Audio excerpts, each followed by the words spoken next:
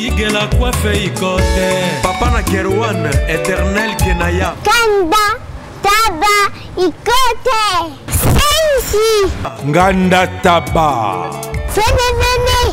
Nganda taba. Chez Hugues la coiffe ikote. Papa na Kerwan, éternel Kenaya.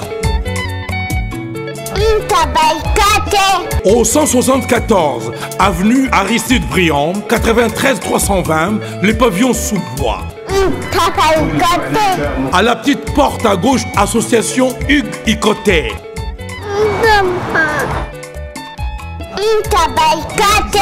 01 41 55 0000. Ntaba Ikoté. Descartes Construction et yeah! Fini l'inquiétude pour la réalisation de vos constructions de rêves en RDC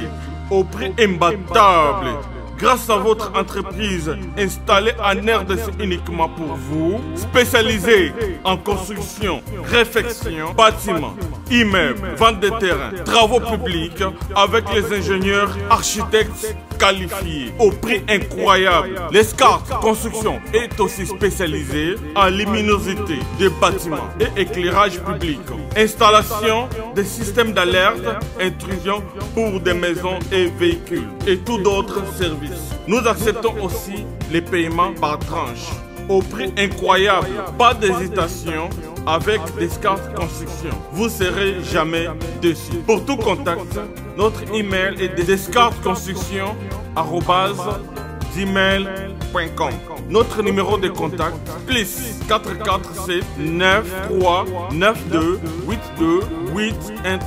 et appelez-nous pour Kinshasa plus 243 89 91 56 86 2. Descartes Construction à Tozana Mbongo Moké, opération Tongana RDC. L'agence d'export et d'import Michel Atlantic Shipping et yé bana ya Canada, bana ya USA, bomitungisa lisusu. Pour tous vos achats et ventes de voitures, pièces de rechange et les accessoires possibles. Na koti na ba koli na bino na Kinshasa, bomitungisa penza te. Please, bakoya koza koli tinanda. Pour tout contact, benga Michel Lukadi. Plus 1 508 371 60 43 USA na Canada. Pour la Kinshasa, benga na plus 243 89 551 30 38. Michelo Atlantic Shipping. Yaboye. Bazuapi. Raph Ngindou, félicitations pour la promotion, ça la rapport à l'artiste. Que Dieu te bénisse. À qu'on n'ait pas demandé, il n'y a rien en face. Ici Cappuccino, LBG, Rambo 2, Mister Double Face, la musique bio sans microbes. Suivez Congo Promo TV avec le PDG Raph Ngindou. Eh ben, on est makambo, bison des solutions. Nanenga mabete Congo Promo Raph Ngindou, aza mutu aza na mbongo boga, aza na bakara danger. Donc, mutanzalate. En tout cas, félicitations, merci Sito Oumela. Raph Ngindou, le présentateur de la force créative Congo Promo. Ça la force militaire la Congo Promo. Et faites comme moi, allez voir Congo Promo, tv5.com. Donc au nom de Jésus-Christ, nous bénissons le Congo Promo. Avec Raph Ngindou, Congo Promo ne tombera jamais. Piccolo Congo Promo ndé. Ouais, balobi Raph Ngindou. Congo Promo toujours, grande puissance. Come on. Congo Promo qui t'orgosse net in a film. Congo Promo, babundana nango. Raph Ngindou. Congo Promo. Shalom, shalom, peuple de partout, vous qui suivez cette grande émission, La Réalité Chrétienne avec Yves, Ipan, tous directeurs des infos. La frande avec la série continue toujours dans votre site Compomo TV avec le boss Omega Raph Ngindou, boss Adas. Merci à toi, Reste le super pro caméraman, le RDC. Voilà, nous sommes déjà avec le frère Eline Zimbou, donc mondial, le réalisateur et chante de l'éternel. Tous en pour gâteau sur la par rapport, il y a réalisation et Salemi, n'a pas clip, n'a aussi n'a pas clip et Salemi dans la ville de Kinshasa et pourquoi pas aussi sur le plan thématique to betango awa lelo to moni bobungeza makasi na ba mission chrétien na ba ndeko na biso o bazoyembela nkolo na kati ya ville de Kinshasa précisément na RDC awa et pas wapi tozali na ba ndeko nyonso tout ya Congo. Voilà. Bonjour frère Elinzi, bonne santé à yo et puis il y a Expression Art. Bonjour ndeko Yves Pan. Tout ça bien, bon, on a le chapeau, pour bande de la biso. On a moi bien, on a respect na bango. Tout ça bien, santé ça bien, expression art ça bien, studio ça bien, nyos ça bien. To zuma muke par rapport à parcours na yo, nzela nini elinzimba tamboli pour qu'elle est là comme Moïmi Nankolo. Autrement aussi réalisateur mné na kati mboka na biso to biko réaliser ba clip belé ya ba ser na biso lor mbongo yo clip mné mo na ser lor azotambola na nzela Lokito bokoyoka Lokito muta réaliser yeyo papa na biso José Nzita baza ebele ba pasteur Louvois ba pasteur ebele minene ba yimbi na kolo ebele ba mama Liza akende Lydia plutôt et aussi c'est na biso ba godé bondembe basala ebele na réalisation ya katamboka na biso tinto yeba réel maintenant to yeba parcours na yo ezala boni boni. Bon parcours na ngai musical ngai na bandi na chorale bao baebi tozotanga na bazungu Snell na baba Congo kuna to banaye koyemba na chorale na yemi na ba chorale ba Corevel ba la voix du Christ na Matadi ti comme na moment moko boye fallait ko adhérer groupe musical tozalaki na yolo to sanganaki na groupe moko ya bana yolo to salaki l'amitié en Christ tozalaki na bandeko Thierry Finite wa bana bazaki pa à Paris. Paris, azalaki pas Adolphe Dominguez, tozalaki na ba ninge belé balé. Ne te vouloir qui n'avaient ensemble et puis tu comme un moment moko boyé. Na bon, na ba no sala ba carrière na ngai, na évoluer na ndenge na ngai. Nde sala ke ti lelo nde nazoyemba. Donc ezelo ke bandi banda bo mwana. Côté réalisation, na la parcours moulaye, li soleil za moulaye. Donc, Naza Moutoyo, on a travaillé dans le studio Belé, on a travaillé dans le studio Maxime Media et pas Junior Kadia, on a fait Simboté. On a travaillé dans le studio La Promesse, na Yolo, on a travaillé dans la place Belé, on a sali son comme ingénieur du son, on a travaillé le réalisateur audiovisuel au Naza Lelo. Donc voilà, parcours et ça penza moulaï pour tout comme un niveau to comité lelo. Et bah difficulté ni no kuta nango na koyo kola na ko apprendre parce que tu es que tu refines ta l'épisode depuis Rennes na kati ya France a eu ma moto to beta bah difficulté ni no kuta nango rencontrer depuis bandi musala o. Bon, na ebité ngai ba difficulté vraiment ya makasi na musala o na kuta nango penza te. So il faut na lo ba na kuta nango penza te. Parce que koye kola na ngai musala tina bandaki ezaki non loko oyo ngai nazo beta na groupe moko tozalaki la mission Christo na lobi wana oyo andeko papi mayo et arriva ki soki to sala ba tournage ya ba clip ngai lokola musicien na kati ya groupe mais na pesa ba idée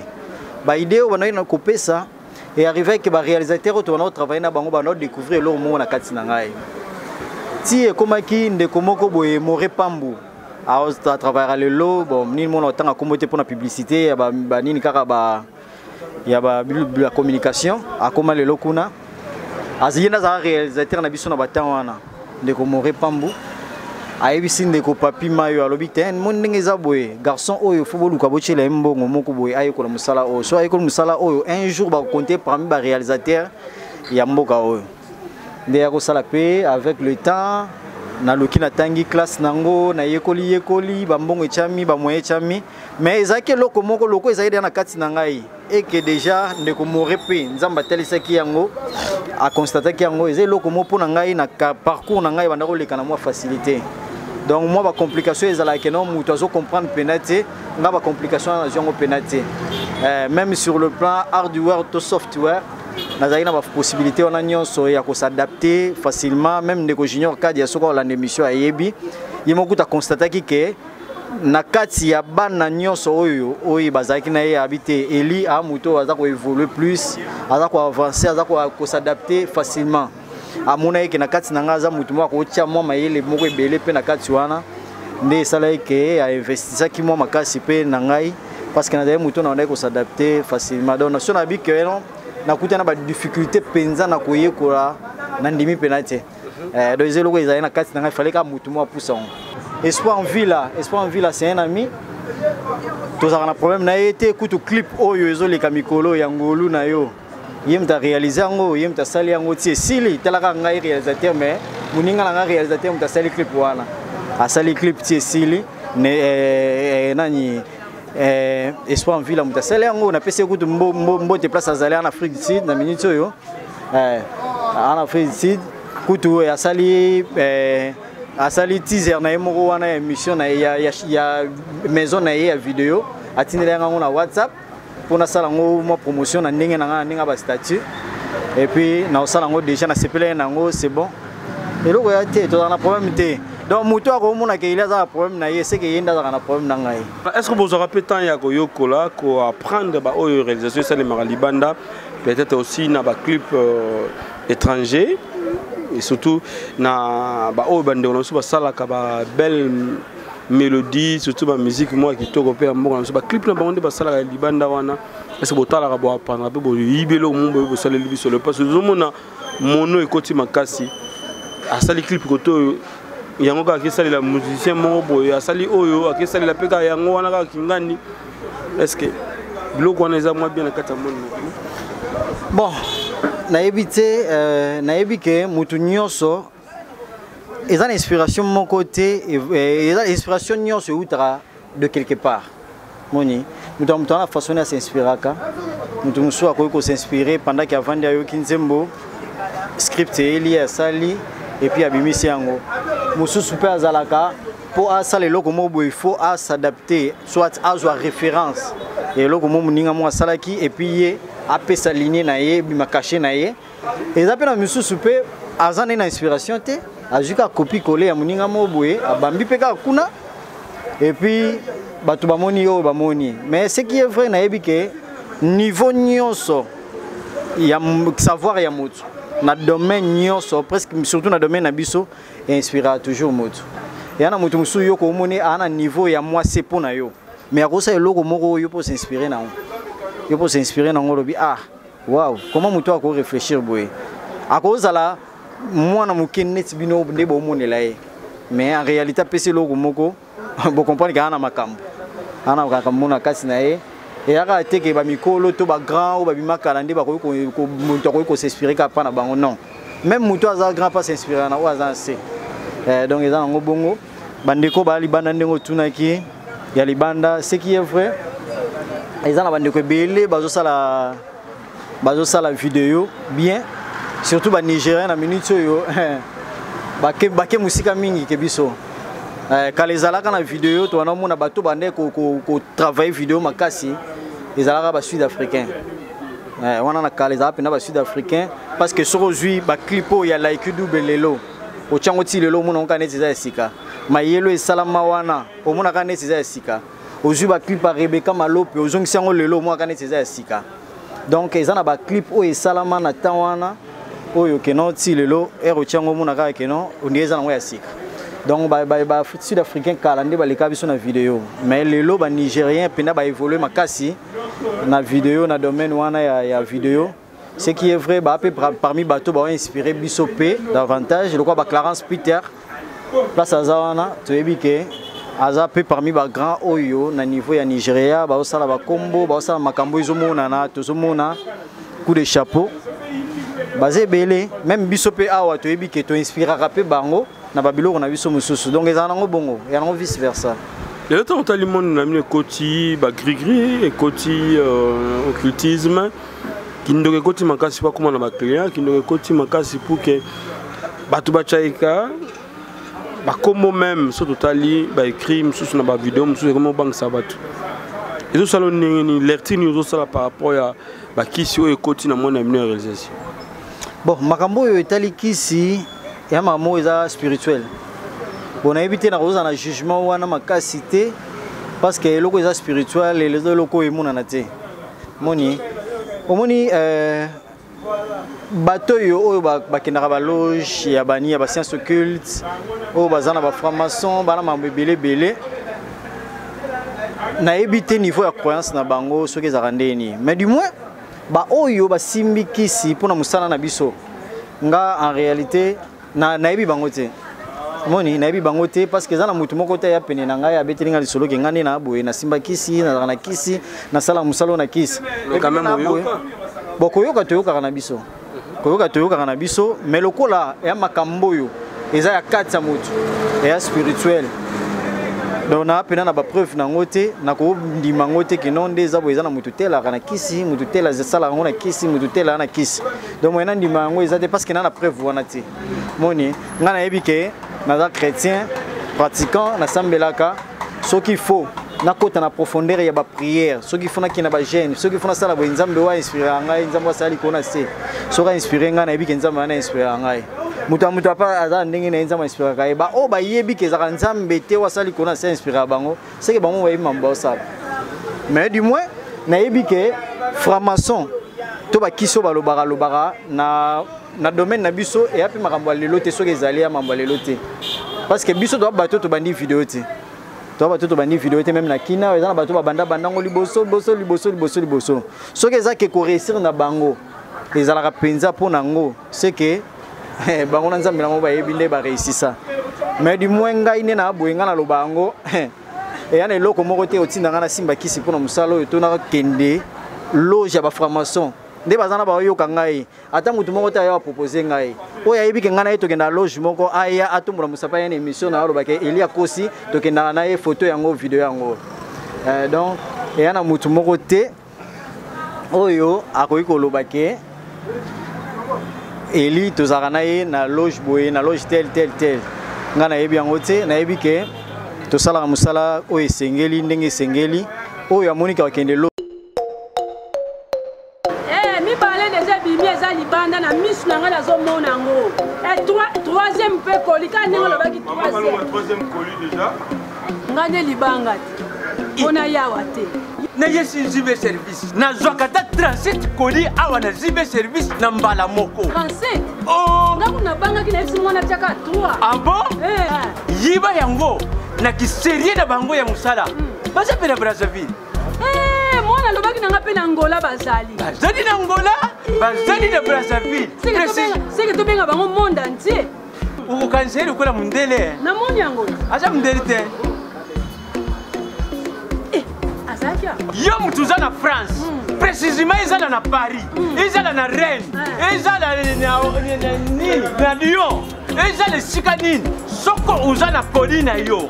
kunyokoma na yo te banimero na biso yango wana benga na yo zibe service akulivre yo carton mpe koretire ye moko akuya kozwa yango mpe akuyawe na Kinshasa kaka Kinshasa te ya Maniata Makalu na Point Noir na Brazzaville na Angola na Kinshasa place ya Robunga eza te Hugues la coiffe Ikote. Et enfin, je suis arrivé. Salon Hugues la coiffe Ikote. Non seulement c'est un salon de coiffure, mais aussi une machine de transformation des hommes et femmes. Regardez-moi comment je suis. Vilain. Mais attendez, 2 minutes. Bogard. Vous allez voir.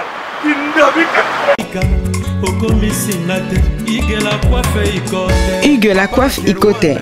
votre salon de coiffure mixte afro-européen situé sur la Nationale 3 au 174 avenue Aristide Briand, les pavillons sous bois.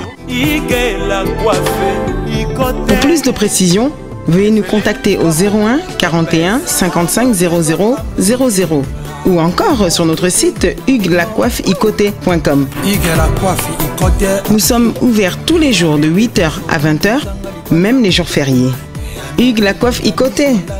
l'homme qui coiffe la ville. Hugues la coiffe Ikote, le salon de coiffure mixte afro-européenne de proximité. Au 174 avenue Aristide Briand, les pavillons sous bois sur la Nationale 3. Un seul numéro, 01 41 55 00 00. La beauté de votre chevelure chez votre frère. Hugues la coiffe Ikote, même père, même mère. Chikicha, chikicha, cha cha. La beauté peut tout changer. Salon Ig la coiffe Ikote. Quelle beauté! Sexy pour les femmes, ndindi pour les hommes. Vous avez suivi et vous avez compris que nous avons vraiment des artistes en Ambo Canabiso et vous avez suivi encore religieusement Nzembo Kitoko. Mais le Selinga Plaisir, na kati wana na moni ba style mo salami et yembeli et bineli et lateli le kola bande comme libanda. Et d'abord idée wana ko sala ba clip Kitoko boye réalisation wana nebi que peut-être tam ça ya ndona biso espoir mais ko sala ba biloko yo sali na kati wana idée wana ozaka comment. Bon, clip wana ezalaki monika ndi balobaka œuvre humaine ezaka parfaite ndenge to kanisa epende sala mabien ke bato basepe na eza ndenge to kanisa ete parce que faute de moyens moni biso bendo to bato bamona biso ba réalisateur mais eza œuvre oui senga pe producteur fala zala ba producteur bazate budget ezate faute de moyens sala ke to sali oyo sala mi wana na kitoko nango wana mais to nga to sala sous plus mieux que wana. Et c'est le coup tout ça qui tente de vendre des espoirs et tant que les réalisateurs tout ça qui va idée. Et tout ça qui va idée. Le coup là y est à la direction comme réalisateur il y a des fois ça maramoignon se voir même la rose ça yo. Et ça qui na tournage soit tourner soit filmer ngai soit filmer ngai et sali que non des à la jouer image. Ngas qu'on a y na bi Alex ngata mwanda munatal. Aboyi. Debi no be boya papa client là. Aboyi abi non. Au la moté, yo tikala artiste ngana réalisateur. Puis na comprenait qu'il y a raison, il y a structure na boulot pour muto salango. C'est parce que ayebi ke ngalo ko réalisateur na ko na exigence belé. Na ko lo banabia te place ndo salinga boyango te to sala boya place yango te to sala boye. Donc na sepelaki na musala onde kendaki eza musala to sangisa ki ba idée pour sala mande sami bongo. Il y a pas pesi ba idée na ba scénario et sala mi wana place on la ti ba debok. Nazo beta ba milimo wana zo ya pour s'attaquer nazo longa bango eza ba idée moko ya ba kisaki penza makasi et puis investir trop na kati na makambo wana vraiment et ça qui bien na PC merci na port na e na PC vraiment merci na port na clip ande to sali wana yelo kwa réalisateur pour yemu ta filmer yemu ta monter yelo kwa réalisateur ndaza na tikala PC lote na futa été na PC monter. Transport nous ouais donc c'est entre nous transport quand ndenge zalaka et puis ba transport on ezalaka to binga ngo transport moi encouragement mais caché pena boya réalisateur ndenge bato musu ba futaka na tikala opesi ngote na pesa ki ngote azaki convaincu na musala wana asepela ki na œuvre et puis alobaki na ko adhérer na vision oyo asadhérer na vision oyo ndenge musala salamaki ndenge zaki wana na sepela ki makasi oyo yem subande ko nanga mususu ba réalisateur ba ko ko ndimate ko salela ngo me ya sala ngo le muta bongo lo bageto na rando na muta sa mamola mbongo donc eloko ya mabe ezate eza pena ba inspiration oyo et salami na mutema moko inspiration et salami na mutema moko mais surtout tali pe quelque part ba biloko oyo ba vidéo oyo ba clip oyo yango salaki lobby bato ba préjugé papa na biso Moizimbi pasteur na biso Moizimbi par rapport ya ba danse na ba biloko mususu salami na kati ya clip wana ba danse mo bato bina na ba zambala ba kotom su ba bilamba ba pembe je sais pas ezo bi manete ba clip moko monde na éviter yo motango zota clip wana tango ke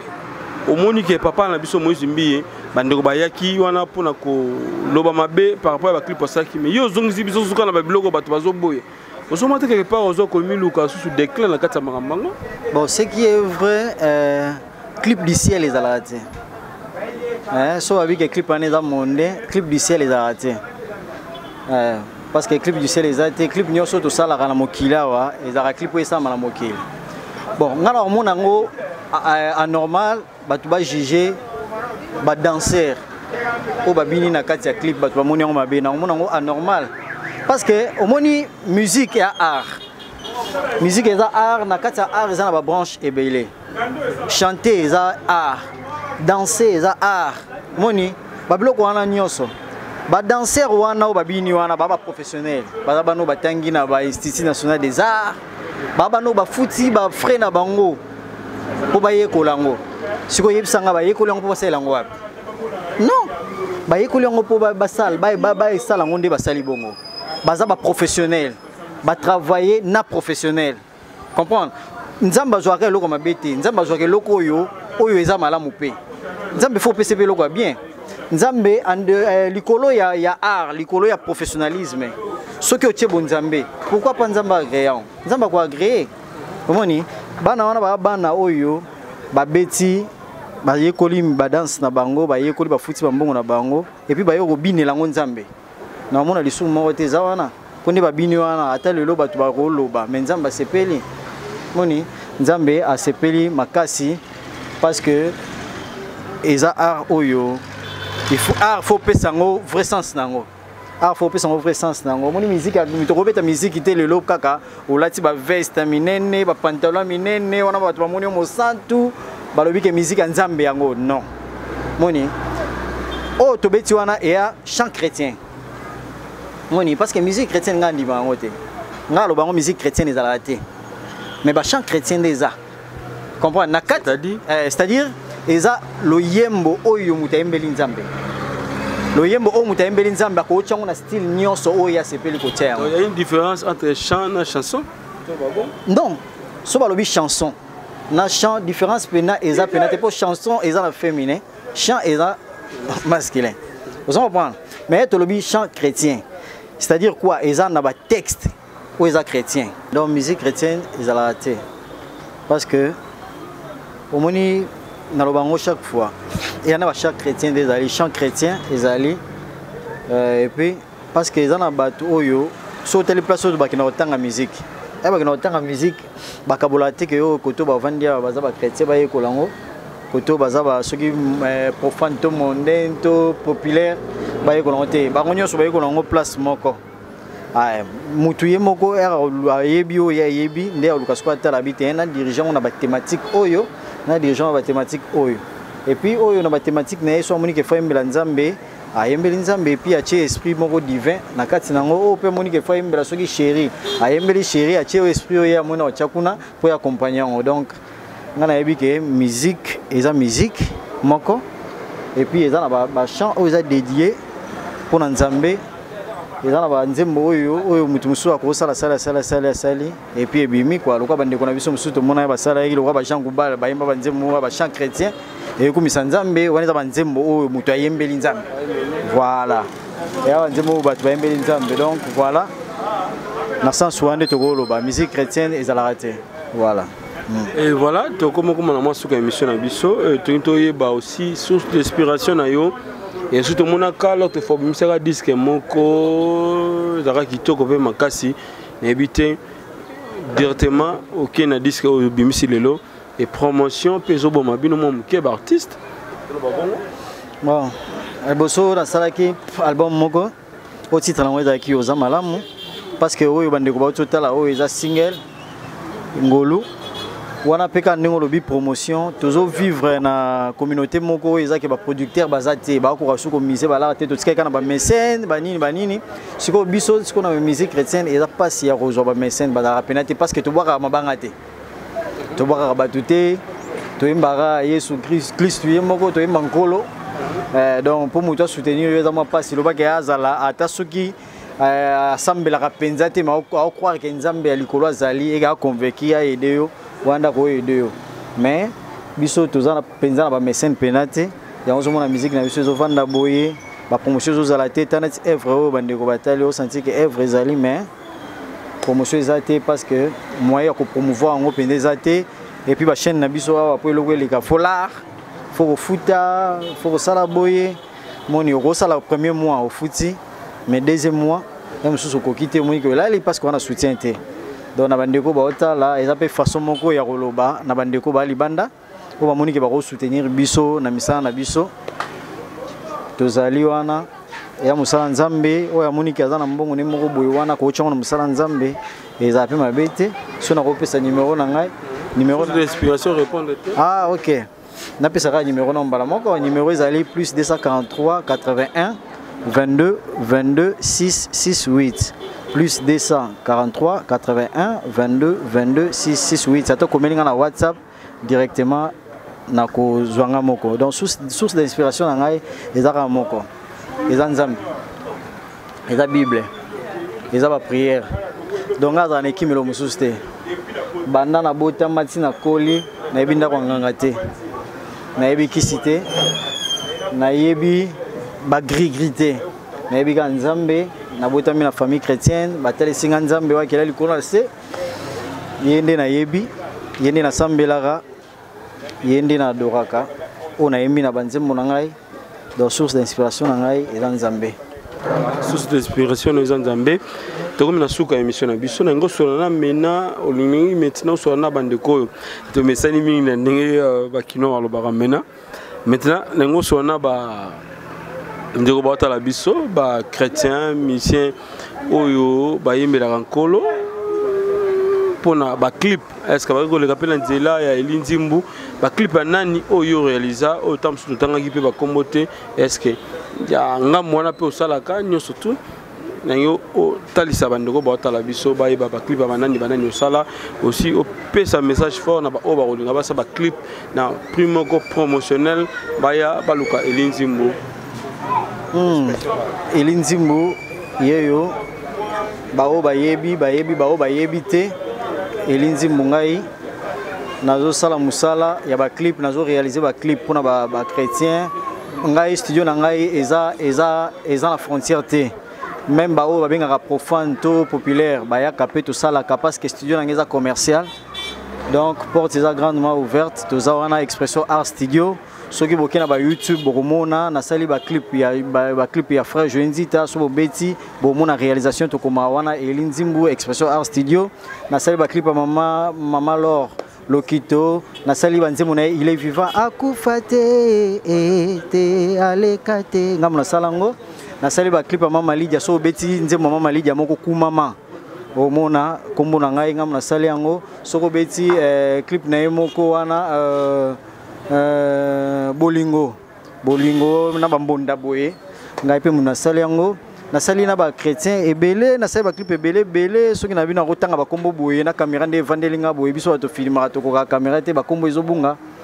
donc soki botali Elinzimbu bobeti bomona ba élément ezebele o to sali na ba ndekupe ebele ezali donc voilà to yambi bino boya prix abordable bao bakoya bao bakobenga to solona na biso place to yoka neza place to sala donc ya na place moko te oyo ezalaka ke no te lisolo ezali to sa na biso a moyen to pesa pe prix ezate parce que ba yo taxer biso wa ba futsa biso ba monter ba blo mo bongo donc so bengi ka to solola donc voilà porte est grandement ouverte Elinzimbu ezali expression art studio ezali pour na bino nyos voilà bambote bambote na ngai na pesi pa madame na ngai mama Leticia Nzimbu na bana na ngai Eliel Nzimbu Elicia Nzimbu na pesi na yomoko merci Ipan Yves a présenté ngai le artiste menga na dévoiler c'est mon cousin propre donc et direct yene mutayambi ngai na pesi mbote na ba artiste na ngai nyonso to travailler na bango na pesi mbote na ba danseur na ngai na travailler na bango na pesimbote na ingénieur de travailler na bango pourquoi pas citer Simplice Jazz na ba ninge belé na pesimbote na Espoir en Villa na ba collègue na nganyonso ya musala na pesimbote na ba oyo na tangi na ba oyo na tangité bon comprendre que tous ensemble er moko pe boye ba kombongo kimaka donc voilà tous ensemble voilà na pesimbote pe belé na réalisateur munene na Yolonora donc on a besoin de jazz na bosani était et sans plus tarder Tolobake Elinzimbu c'est vraiment un frère pour moi cousin nanga direct maman Kulutu maman Leki donc maman nanga maman Kulutu et maman na maman Leki donc c'est un frère pour moi donc de voir Nesika Maro tu es très bien donc voilà donc ndonga penza makila moko voilà merci et tout na suka émission na biso la rete que avec Ivipan je crois que tu route na mbalasi ma pour que tu beta masolo mususu et puis on va pas se séparer comme ça de route na suka bon on a aussi clip na biso il y a Moïmi Nankolo Elinzimbu expression à le gars réel mondial Kumbama c'est parti bye bye à la prochaine fois merci.